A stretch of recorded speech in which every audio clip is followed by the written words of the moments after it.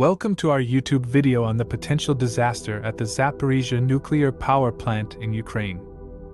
On Friday morning, the world watched with fear as a fire ripped through the plant.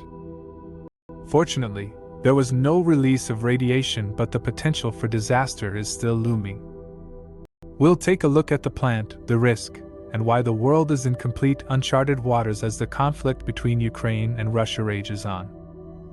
The Zaporizhzhia nuclear power plant in Ukraine is one of 4 currently operational nuclear facilities in the country.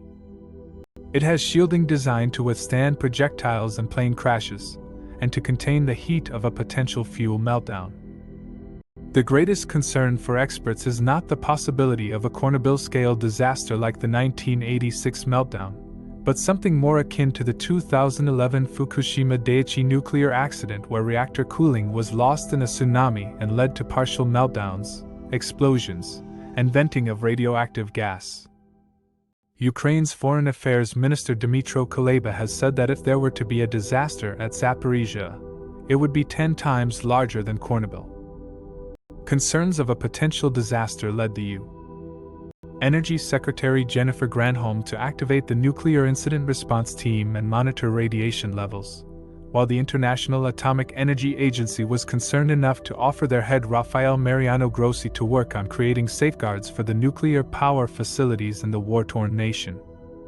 There are at least 3 explanations as to why Russian forces attacked the Zaporizhzhia plant, the first being a simple result of the fog of war, the second being a deliberate attempt to control the high-risk site, like the takeover of Chernobyl at the start of the invasion, and the third being a plan to control and cut off electricity in the country.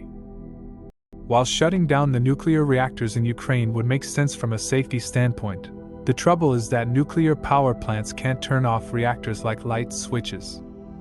Cooling systems need to keep operating during a shutdown. This is made even more difficult by the fact that Ukrainian staff don't want to work at gunpoint, and may seek to flee the region to safety with their families. In addition, Ukraine still needs electricity, and the plants provide a significant fraction of its supply. A related wartime problem is that backup cooling power generators at the facilities run on diesel, and the Russian military is reportedly running low on fuel.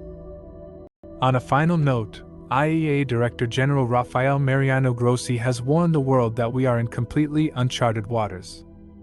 The physical integrity of the plant has been compromised with what happened last night. Grossi said each country around the world is likely to have different safety regulations and standards that are designed to bring the area back to safety as quickly and efficiently as possible. At the end of the day, the safety of the entire world is at risk if the Ukrainian nuclear power plants remain in line of fire in the war between Russia and Ukraine. We hope that a disaster does not occur and that the conflict ends soon so that the situation around the plants can be carefully assessed and monitored for the safety of everyone. Thanks for watching our video.